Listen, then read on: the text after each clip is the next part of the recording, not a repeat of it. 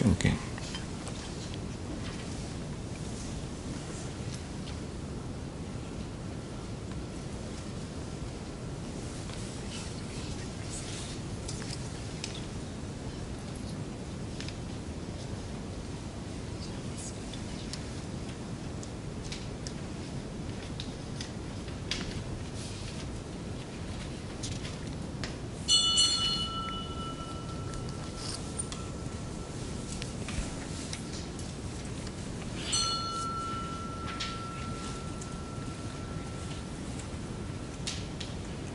Om Sahana Bhavatu Sahanau Bhunaktu Sahaviryam Karavavahai Tejasvinavadhitamastu ma vidvishavahai. Om Shanti Shanti Shanti. Om Purnamadah Purnamidam Purnat Purnamudachyate Purnasya Purnamadaya Purnamevavasishyate. Om Shanti Shanti Shanti. Shruti Smriti Purananam Alayam Karunalayam Namami Bhagavatpadam Shankaram Lokashankaram Shankaracharyam Keshavam Badarayanam Sutrabhashyakritau Vande Bhagavantau Punah Punah. Ishvaro Gururatmedi Murti Bheda Vibhagine Vyomavad Vyapta Dehaya Dakshinamurtaye. Om Parthaya Pratibodhitam Bhagavata Narayanena Swayam Vyasena Grasitam Purana Munina Madhye Mahabharatam Advaita Mritavarshinim Bhagavatim Ashtadashadhyayinim Ambattvamanusandadami Bhagavat Gite Bhavadveshinim Yam Brahma Varunendra Rudra Maruta Divyaistavaihi Vedai Sangapadakramo-upanishadaihi Gayanti Yam Samagaha Dhyanavasthita Tadgyatena Manasa Pashyanti Yan Yoginaha Yasyantanna Vidussura Suraganaha Devaya Tasmai Namaha.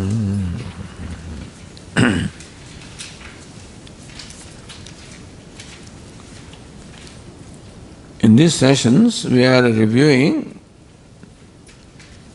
the chapters of the Bhagavad Gita.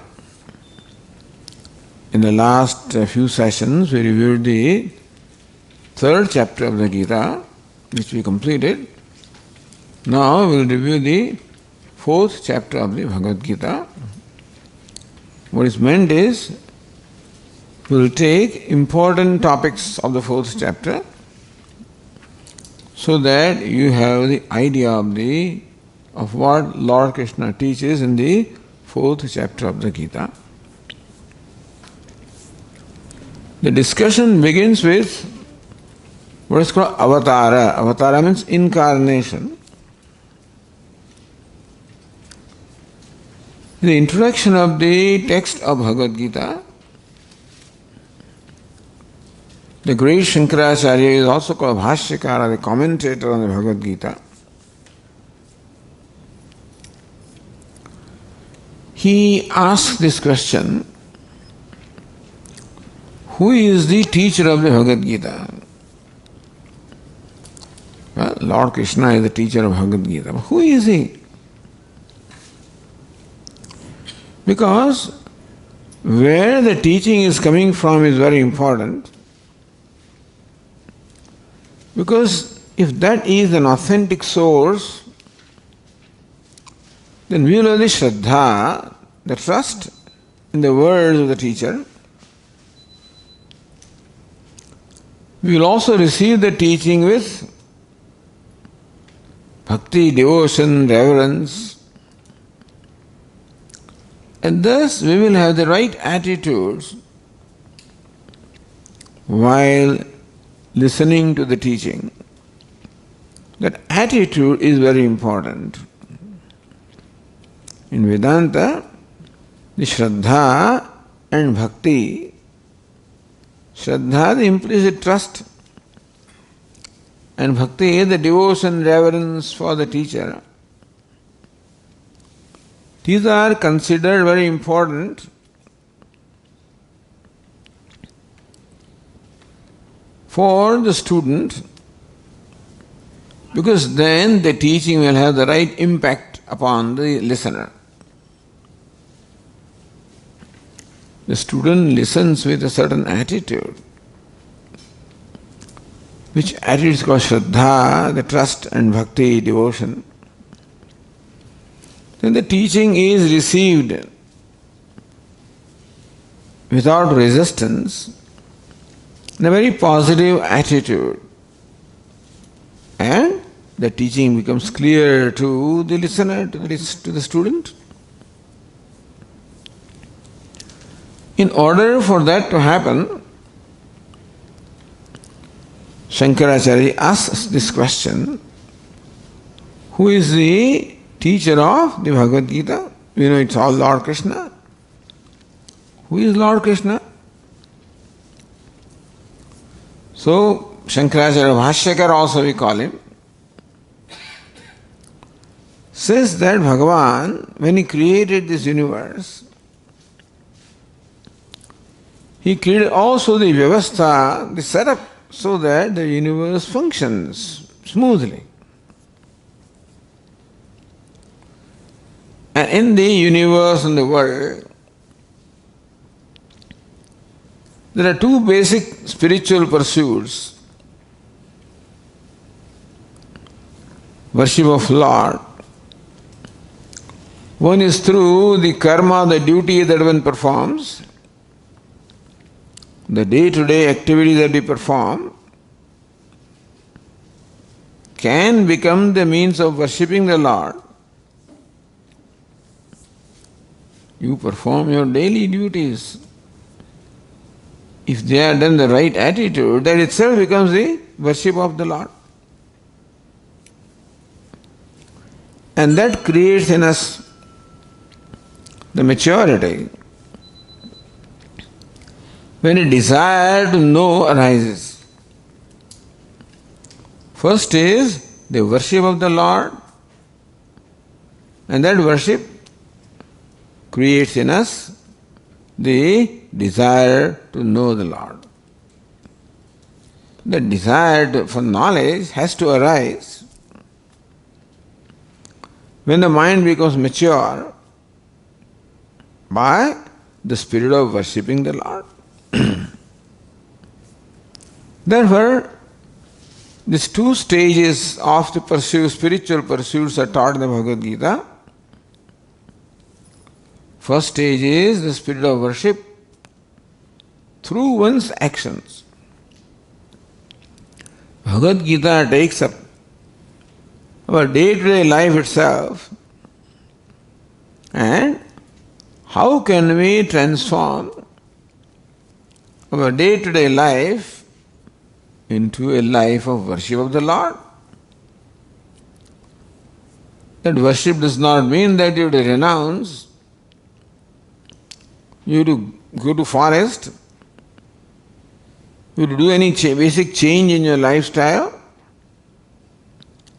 Doing what you are doing by the change of attitude is not so much by change of what you do, but by change of attitude of what you do. The life becomes a spiritual pursuit. Outwardly the person looks the same, doing the same thing that he or she was doing earlier, but the attitude has changed. Thus, the Bhagavad Gita teaches that attitude. because of which our life turns into a life of worship. Outwardly we are doing the same thing that we were doing earlier, but now our attitudes have changed and therefore the purpose of the life changes, and that's how the reward that we get from the life also changes. So first is the stage of Karma Yoga, second stage of the Jnana Yoga, action and knowledge, the two stages.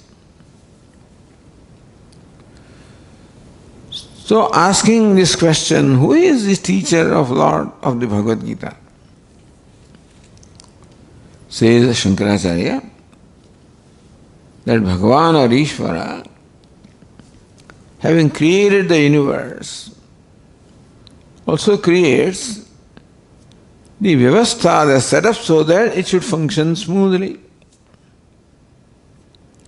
And there are two basic pursuits. One is the pursuit called activity, in Sanskrit pravrutti.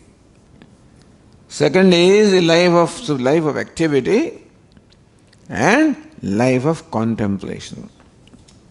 First stage of life of activity. And when this activity or actions are performed properly in the spirit of yoga, it's called karma yoga, then the mind gains a maturity and there arises a desire for knowledge. Then the pursuit changes and now you become the seeker of knowledge. That is the pursuit of jnanam or knowledge. In order for this to take place, Lord creates the right leaders. The leaders who will inspire and guide the people for the life of activity, and other spiritual leaders who will guide the mature people into the life of knowledge. All these setup are done. Bhagavan, he doesn't do anything. You know, our Lord Narayana is lying on the serpent bed, you know that? He is in Yoga Nidra, doing nothing. And still everything should function smoothly. That is the highest form of management. But those who are managed do not even realize that we are managed. Where things are managed and they take place properly without the leader having to do anything, by his very presence things happen.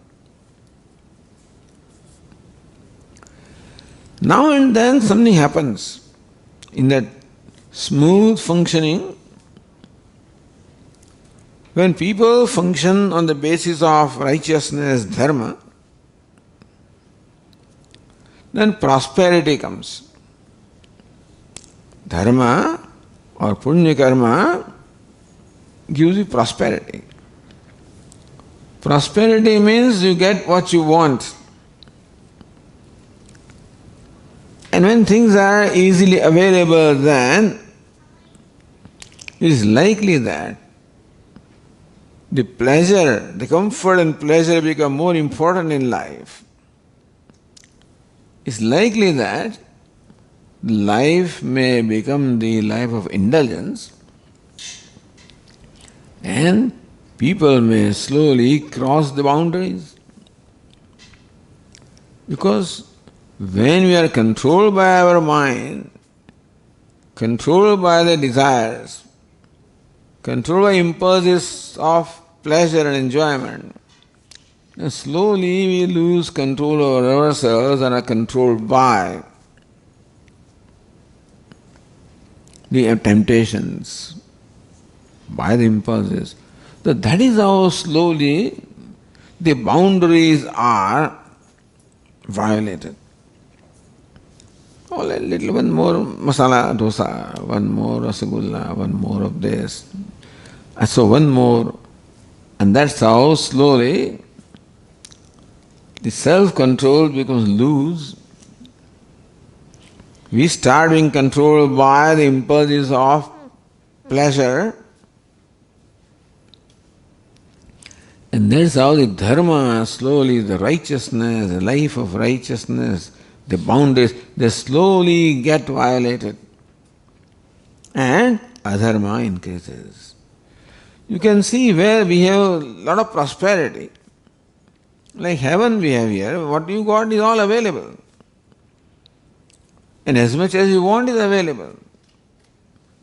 Then there is a tendency to enjoy more and more and consume more and more. Consumption increases.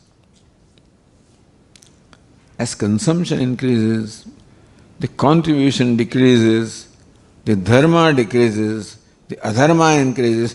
Contribution means dharma, consumption means adharma. If there is a balance between the two, it's fine. But consumption is such that we slowly and slowly violate the boundaries. So adharma increases. The force of dharma declines, the force of adharma increases. That is when even the Bhagavad, who is lying down in the serpent bed, has to intervene. So the standard stories are that there is so much of adharma on this earth. The asuras and rakshasas have increased in such, numbers that now regular ordinary people cannot even follow their day-to-day dharma. This earth becomes burdened by the asuras, and so the earth takes the form of the cow, goes to Brahma, the creator, says, "Oh Lord, you have created this earth, created me, created the world, do something about it." Says, "I'm sorry, my job is to create." But administrate is the job of Lord Vishnu, let us go there. And so they all go and urge, appeal to Lord Narayana, who is lying on his serpent bed, and then slowly request him, and then he comes down. That coming down is called avataranam. Ava, below, avataranam, coming down. So Lord Narayana comes down, takes a suitable form, that's called avatar. So the discussion on the 4th chapter begins with avatara. In the 4th chapter, Lord Krishna, so 3 chapters are over. The first chapter of the Bhagavad Gita is essentially devoted to Arjuna's expression of his problem and his grief. It's Arjuna Vishada Yoga. The Vishada, the grief of Arjuna is described in the first chapter. Second chapter is called Sankhya Yoga, the yoga of knowledge, in which Karma Yoga also is described. The third yoga is the third chapter is the Karma Yoga completely. So Jnana Yoga, Karma Yoga, both of them are now completely described in the second and the third chapter of the Gita.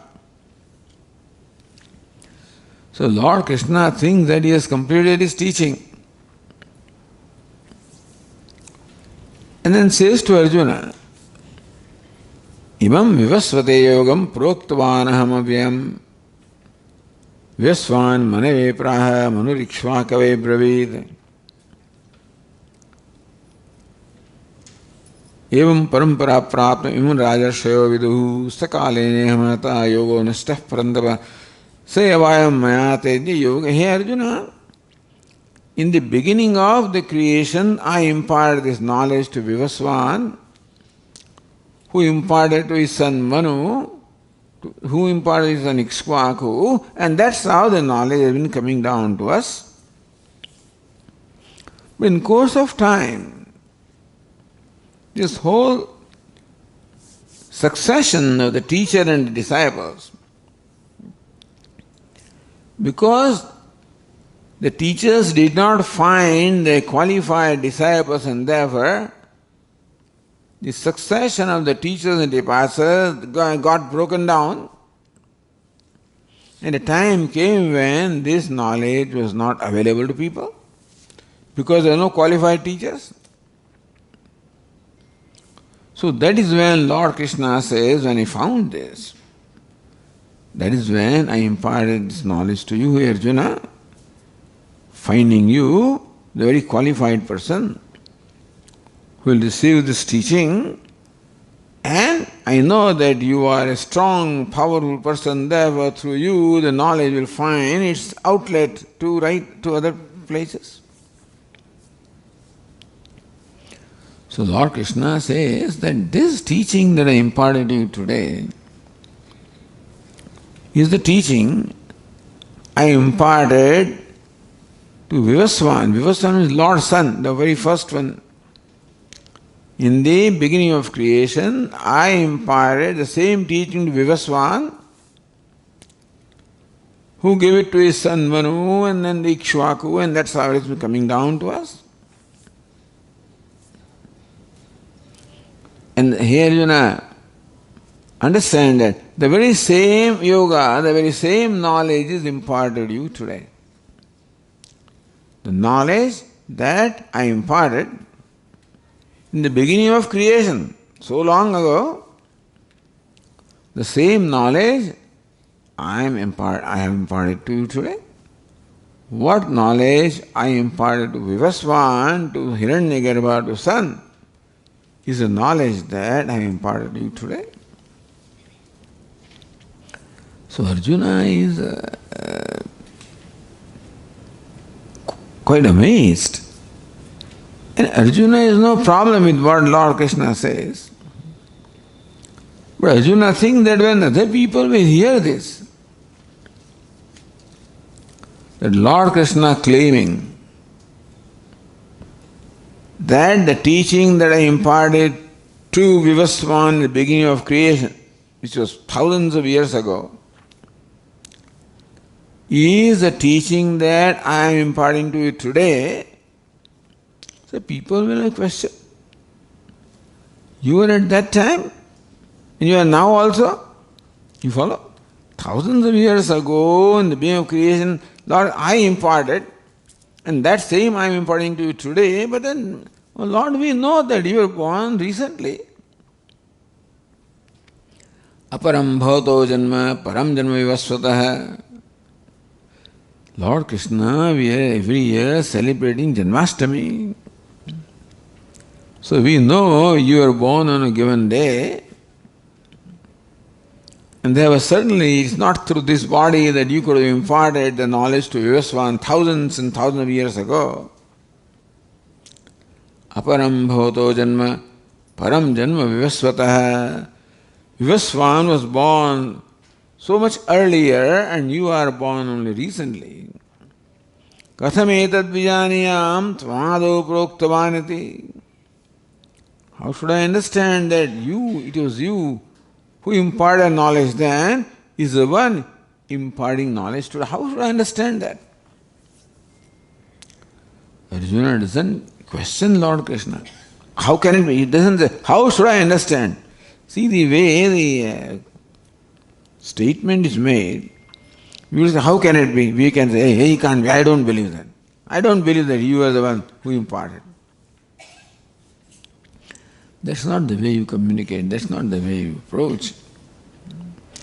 That is not the way of a disciple who wants to learn. Arjuna wants to learn. So he does not question Lord Krishna. He wants to understand what Lord Krishna says. Katham etad vijaniyam tvamado proktavaniti. O Lord Krishna, katham etad vijaniyam, how should I know? Tvamado proktavan, that you were the one who imparted this knowledge in the beginning of creation, that you were the one who is imparting it to me today. How should I understand that? It's very obvious that you are only aparam bhavato janma, you are born only recently. Param janma vivasvata, Vivasvan was born thousands of years ago. millions of years ago. So how should I understand that the one who is teaching me today is the one who taught at that time? Certainly, you cannot be in this body at that time. You seem to know. You seem to know that you imparted that, therefore you are all-knowing. So how should I understand that? So this was the background of how Lord Krishna teaches the principle of avatara or incarnation. In that, the Lord Krishna should also tell us who He is. So, in this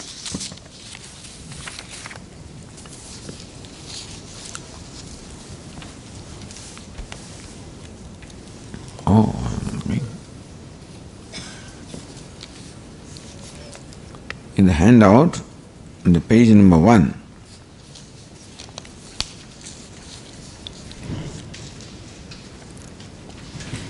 it's there.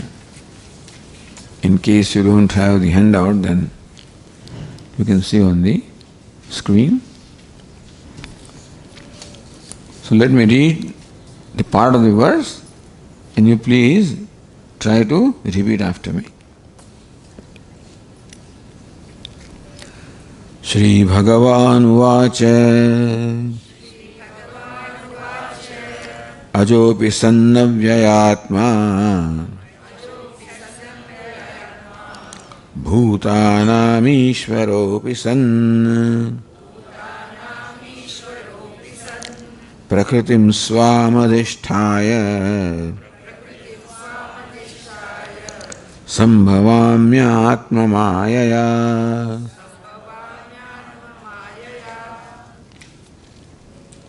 Sri Bhagavan Uvacha, in response to this query on the part of Arjuna, as to, O Lord, how should I understand that you who is teaching me today is the one that taught Vivasvana at that time, or you who taught Vivasvana at that time is the one who is teaching me today? How should I understand? See, you can't be born like me, Arjuna says. You are Ishvara. Now, the way that we get birth, by the way, we are called Jivas, Jivatma. Lord Krishna is Paramatma. Who are we? Jivatma. So our birth is a result of our karma.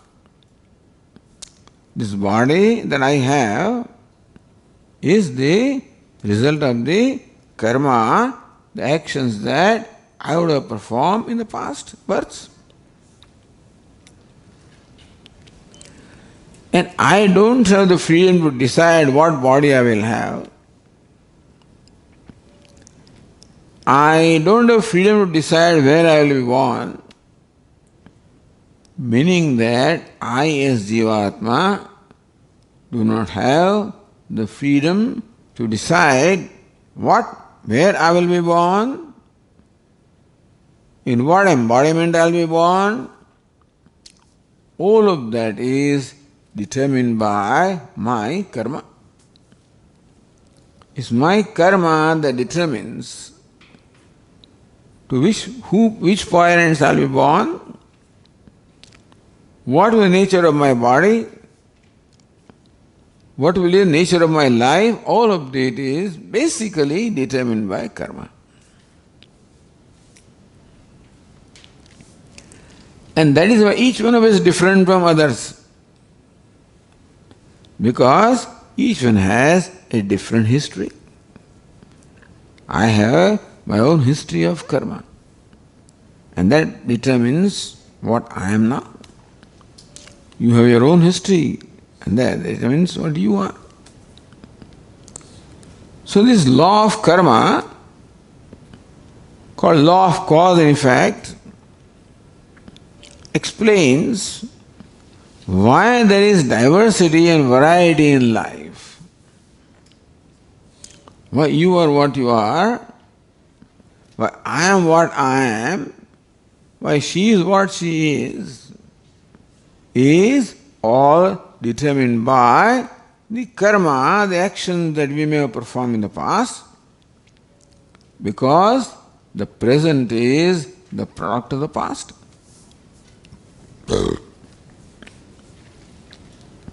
And that explains why I am what I am and you are what you are. In short, the Jivatma that you and I are born as a result of our karma. And since each one of us has a unique history, therefore each one of us is unique. But how about Bhagavan? Why do we perform karma, When do we do something? Usually, we do something to fulfill a desire.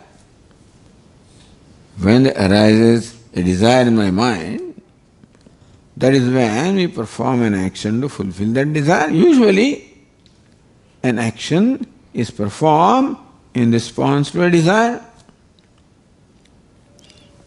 Why do I have desire? When do I have desire? When there is a need.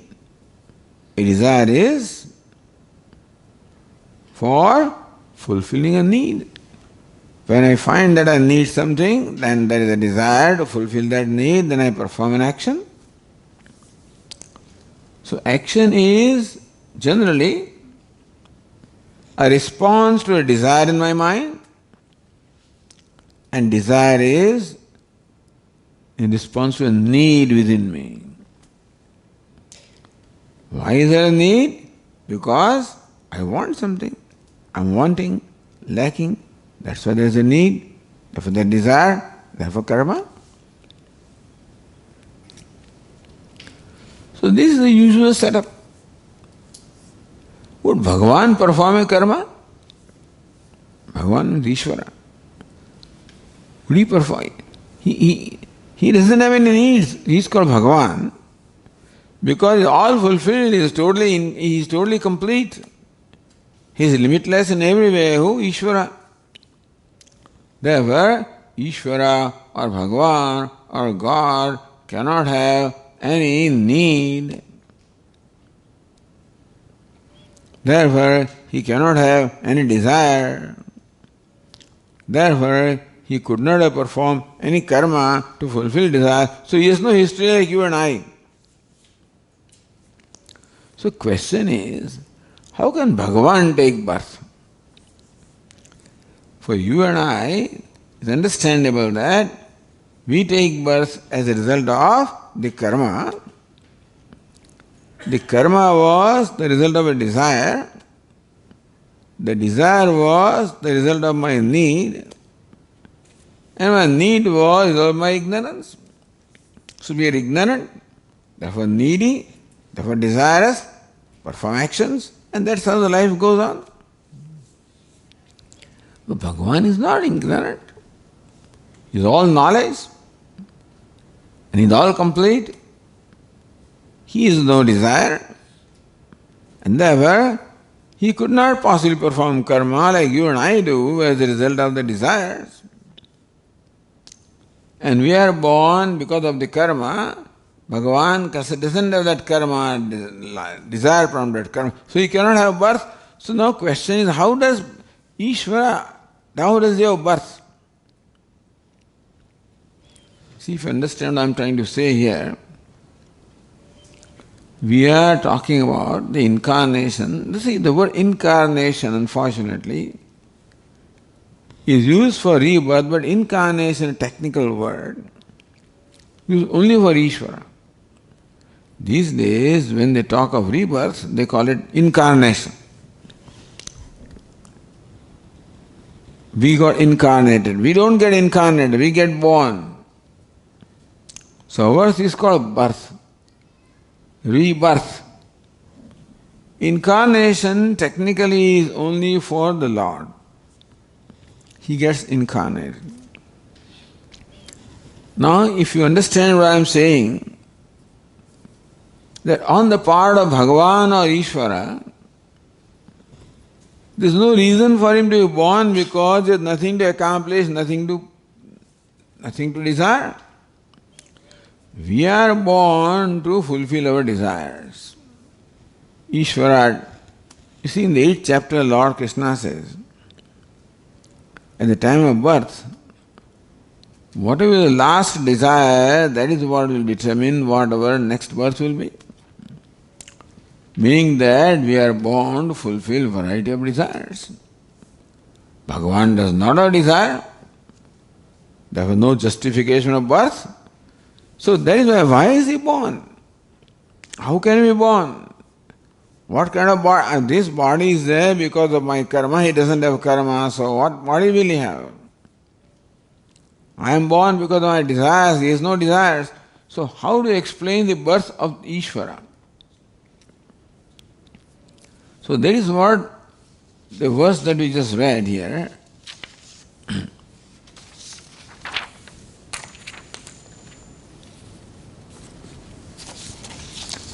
Ajopi sannavyayatma bhutanam ishvaropi san prakritim swam adhisthaya sambhavami atmamaya. If you look at the translation, we are given also the word-to-word meaning here.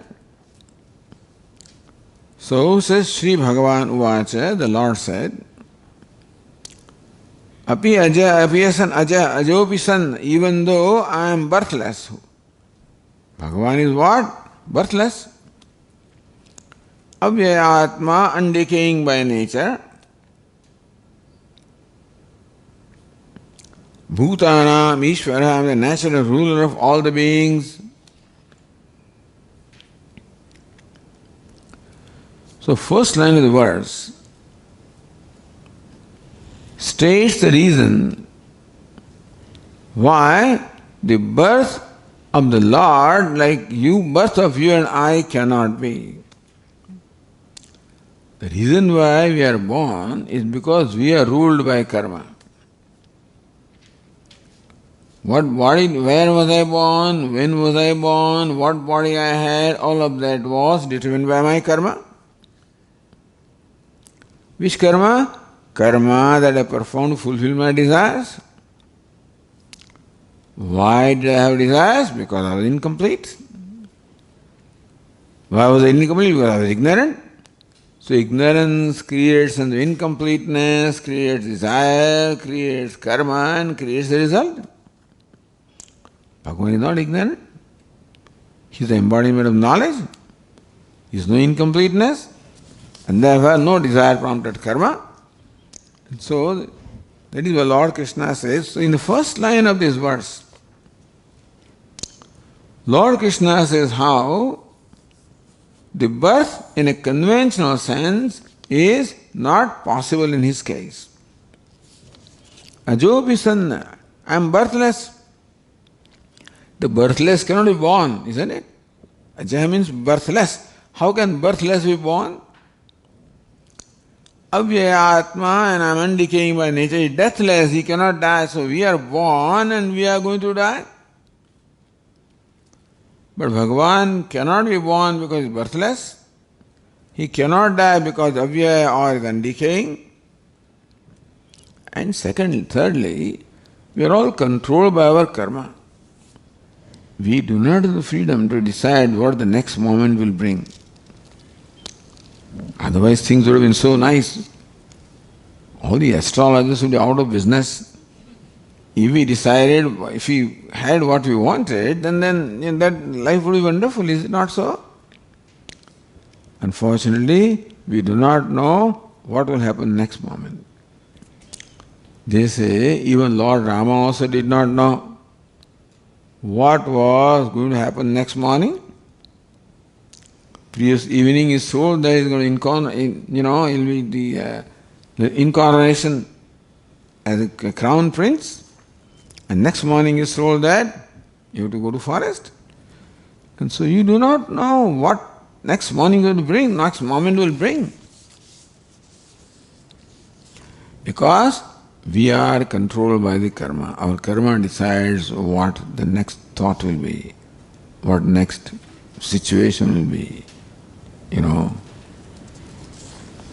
But avyayatma bhutanam ishvaropi sanna. Lord Krishna says, I am the Ishvara, I am the ruler of all the beings. I am not ruled by karma. I am my own ruler. So we are ruled by karma. We have a body. We are born result of karma, ruled by karma, and therefore birth is explainable in our case.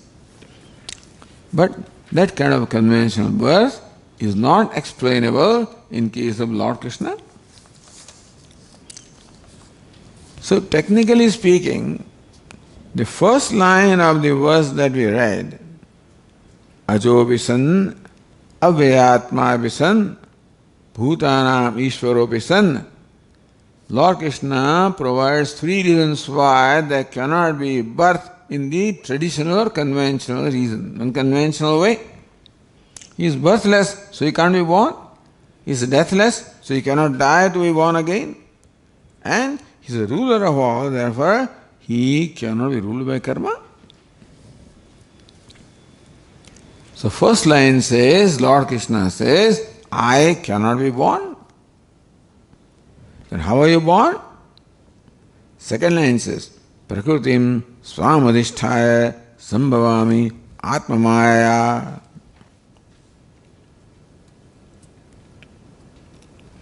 Swam prakrutim adhisthaya, by subjugating my prakriti, my maya. Atmamaya sambhavami, I take birth by means of my own maya. This word maya comes and we get all confused.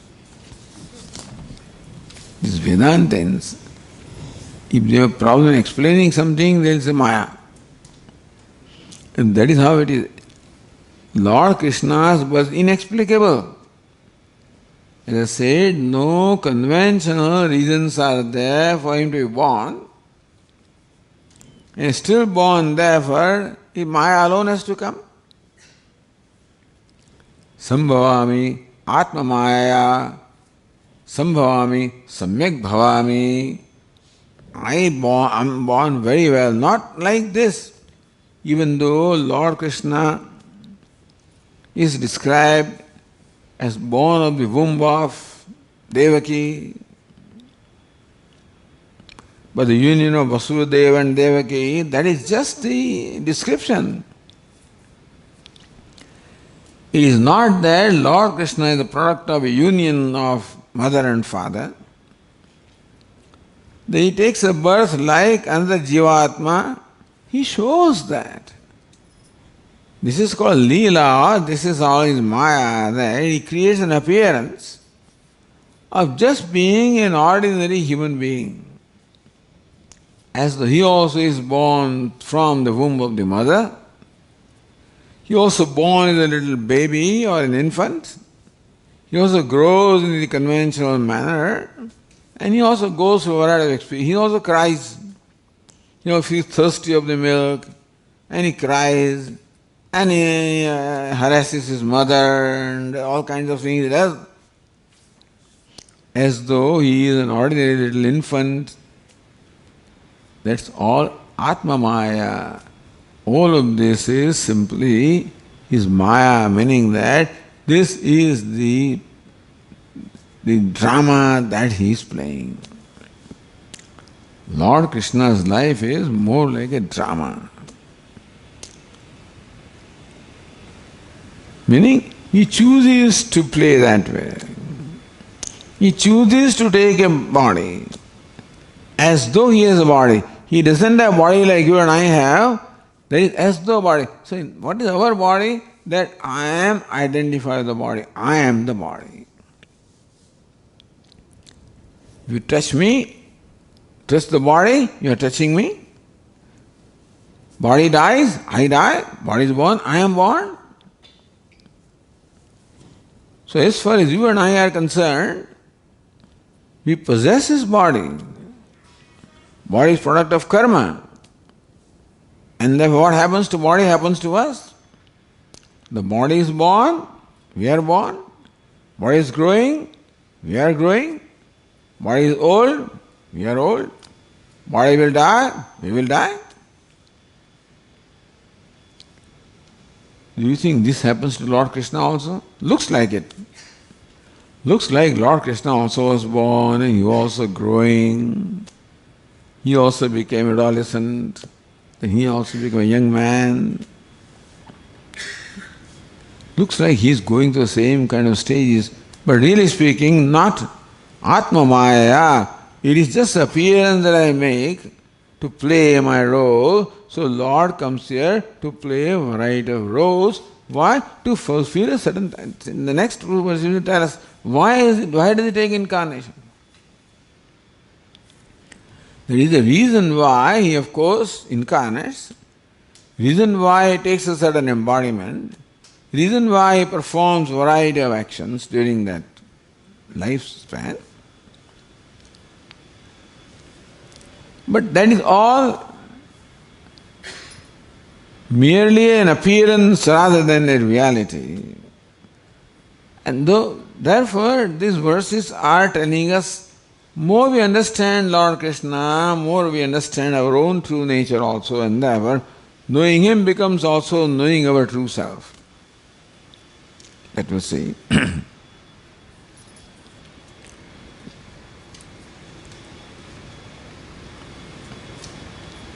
Prakritim swamadhisthaya sambhavami atmamaya. Swam prakritim adhisthaya, subjugating my prakriti, my maya. Understand that we are controlled by prakriti. He is the controller of prakriti. We are controlled by maya. He is the controller of the maya. You know, maya can simply mean magic. You know a magician? A magician creates variety of appearances. A magician does not create anything as such. A magician creates the appearance. If he takes a piece of paper and shows a $100 bill, it's not he just created $100. It is just the appearance. If he creates, then he doesn't have to do his business, you know. If he can create $100, that's all. No? After showing $100 bills and $500 bills and so forth and so on, then he at the end of the show, he's begging ball and he's only asking for some little dollars and cents because he just makes an appearance. So just as a magician creates the appearance of creating something, not really producing it, that is called magic. What is magic? Magic is creating an appearance of something which is not.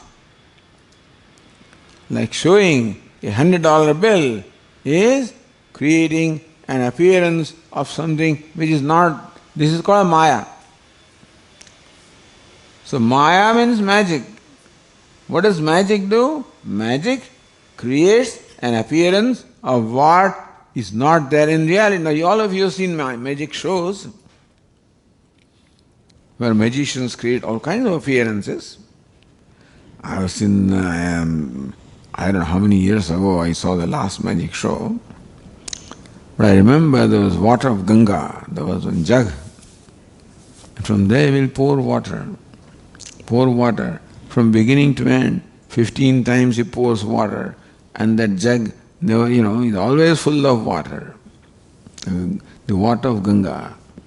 There is a wooden box in which he asks one woman to lie down and then he cuts into pieces, All kinds of things he shows and then the woman comes out just in one piece. So, amazing things the magicians show, it is just what? A show or appearance, not a reality. So that is called magic, where the magician creates an appearance of what is really not there. So also Lord Krishna says, Maya Prakritim Swamadhisthaya Sambhavami Atma Maya by my Maya Sambhavami, I create an appearance. Meaning that he is a body as though a body. He is born as though born. He has a body as though body. He is growing old. You know, in the field of Mahabharata, in fact, Lord Krishna received many arrows pricked in his body. Bhishma Pitama was lying on the bed of arrows, and Lord Krishna with Yudhishthira and they go on to see Bhishma Pitama in his last moments. That time Bhishma Pitama describes, he says, how cruel I was, Lord, that you were the chariot of Arjuna, and Bhishma says, I became mad because Duryodhana incited him that you are not fighting sincerely, O Lord Bhishma Pitama, grandfather, you are not fighting sincerely. You are creating appearance of fighting, but you have the well-being of Pandavas in your heart, therefore you are not really fighting sincerely. That's how Arjuna taunted him. That's why I see you are not able to kill Pandavas, you are not able to do anything. Then Bhishma said, okay, tomorrow you will see. Either I am there or they are there. And that day he fought so ferociously, it may look like that he would destroy everybody, he would kill everybody. So that is when Lord Krishna is a chariot of Arjuna. And Bhishma is sending arrow at Arjuna, and many of the arrows are landing on the Sarathi also. Blood is coming out from the body of Lord Krishna. And that day it looked as though Bhishma would kill everybody. He was invincible. That's when the Lord Krishna, you know what he did? Even though he had taken a vow that I will not wield any weapon, Lord Krishna quietly set aside his pratigna. He came down from his position of a charioteer. He ran towards Bhishma. He picked up one wheel, a chariot wheel, and made his chakra and started, revolving his Sudarshan chakra and attacked Bhishma to kill him. That time Arjuna came down, he ran and he caught hold of Lord Krishna. Hey, please don't do that. You've taken a vow that he will not wield any weapons and see what you're doing. Don't do that. So Arjuna stopped him. So Bhishma Pitama says, I was so cruel that your body was pierced with the arrows which were sent by me and you are bleeding. I was so cruel.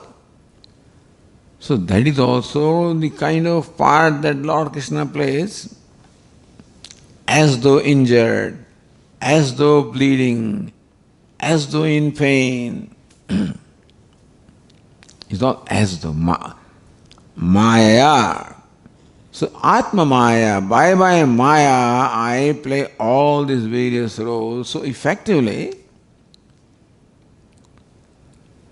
See, the magician effectively does. We don't realize that it is magic. So Lord Krishna does it very effectively. Nobody ever realized that this is just an appearance, it is Maya, it was very real.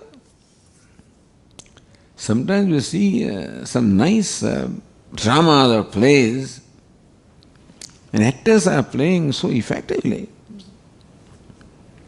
The Ishwar Chandra Vidyasagar was a young man. In those days in Calcutta, he went to see one play. And in the play, one man was attacking a woman, and that was the play. And the young man, Ishwarachandra Vidyasagar, got so angry. He pulled out his shoe and then threw it at the stage. When the curtain came down, the director came out, says, "Today my show has gained real recognition. Today somebody thought that this was a reality." That means that we did a good job. The idea is that sometimes the play also becomes so real that we think it is real and we react. So that is how we are doing. We think the play is so real and then we are reacting in that way.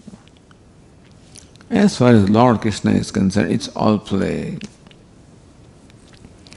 But he goes through all this variety of roles, including role of a charioteer, role of the one who is injured with various, many arrows. So that's how Bhishma Pitama described him, that oh Lord, that day I was so cruel that I hurt you with so many piercing arrows and your body was bleeding and you were in pain. I'm sorry for that. So there's also Atma Maya. By his Maya, he plays this kind of roles also. Any role he can play.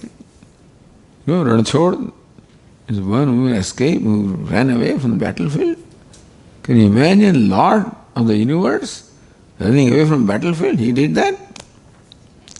Jarasandha came, how many? 18 times he came, attacked Mathura.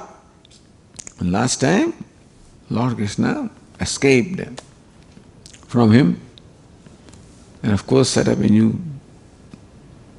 capital, Dwarika. So he can play any roles. Atma Maya. That is important is Prakritim Swamadhisthaya Sambhavami Atma Maya. Wielding my Prakriti, wielding my power, wielding my Maya.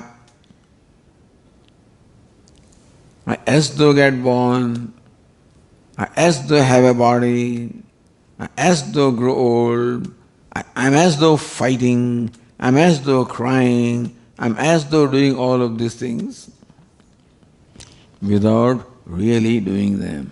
Because that we'll see in the next verse.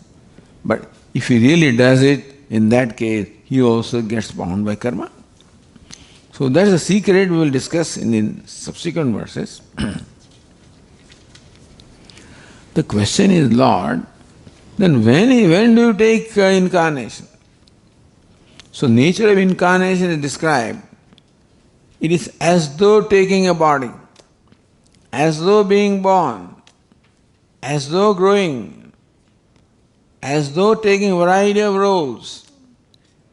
And it done so effectively that the world does not know, the world thinks that this is really what it is. There may be a few of his bhaktas. A few of the bhaktas may have known the secret, that this is Bhagavan only playing a role. The rest of the people think that this is real. So question is, O Lord, when do you take incarnation? So next verse describes that. Yada yada hi dharmasya glanir bhavati bharata abhyutthanam dharmasya tadatmanam srijamyaham.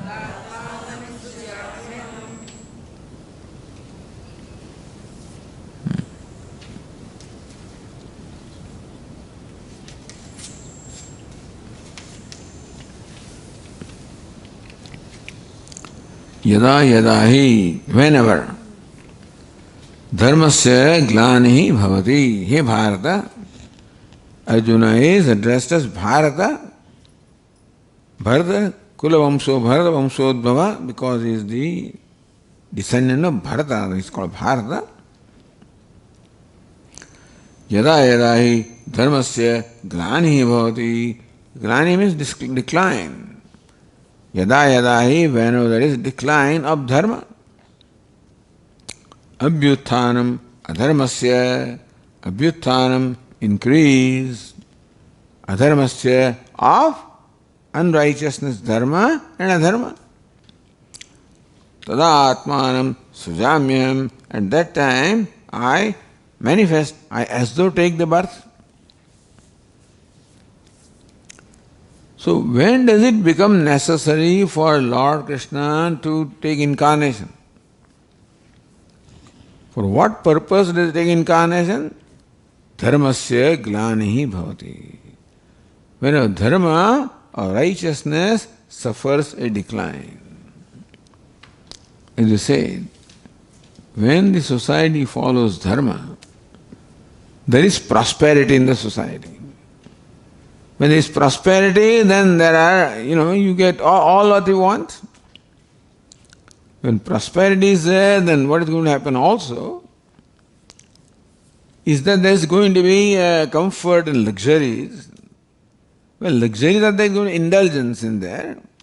Indulgence is there means people are slowly going to, cross the boundaries.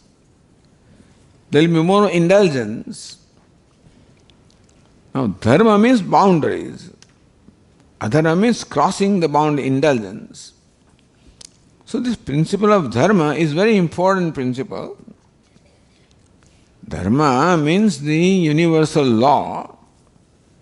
Dharma also means righteousness. Dharma also means duty. It also means universal law. Meaning that when we live our life in keeping with the law, that is when there will be order in the society. See, when will there be order? When people follow a certain law.